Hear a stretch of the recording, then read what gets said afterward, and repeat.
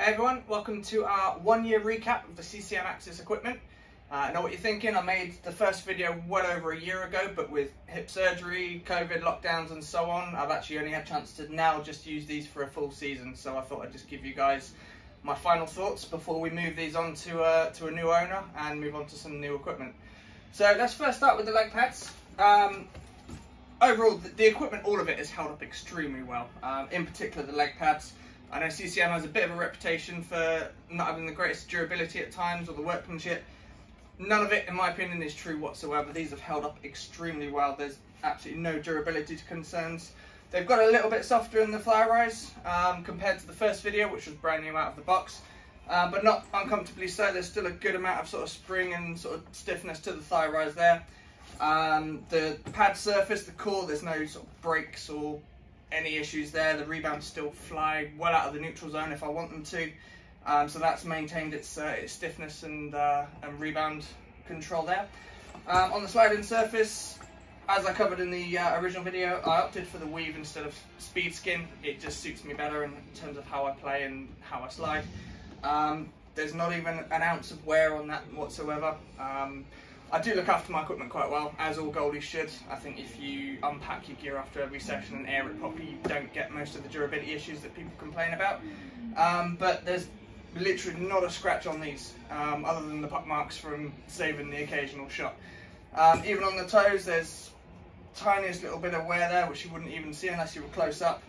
On the backs, all the straps are completely intact. There's no sort of wear or breakages there. The Velcro and elastic have all held up extremely well. So yeah, I've not got a bad word to say about these pads whatsoever. I upgraded to the Pro laces with the TGN and the Trav spec on there, so shout out to those guys for designing and providing such good toe straps there. I'd recommend that for any goalie that's not got these on them already.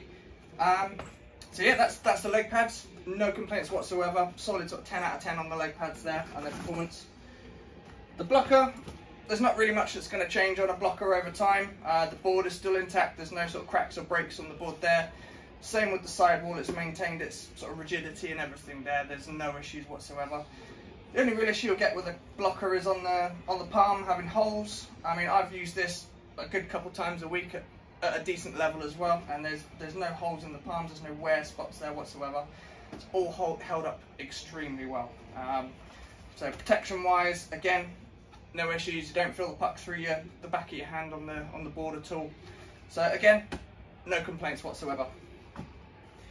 The catcher, keeping on with the good news, again, there's been absolutely no issues with this. I know there's a reputation with CCM of the cuff breaking around about here with hard shots.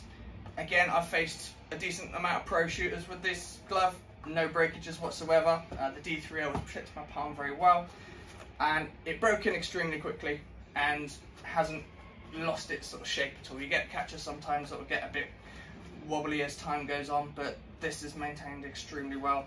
The only thing you'll get is just scuffing of the graphics there. That's completely superficial. There's no damage to the leather there whatsoever. So yeah. Overall, I couldn't rate this set of kit highly enough, having used it for a whole year now. Got no issues with it whatsoever. Whoever gets these after me will be an extremely lucky goalie. So we move on now in the next couple of months to the Axis 2 set, which we've got coming, and I can't wait to look to review that and see how it compares to the original Axis. But thank you for watching, thank you for supporting the page. Any questions on this or any of the equipment that we've got coming up in a couple of months, just leave us a comment or drop us a message.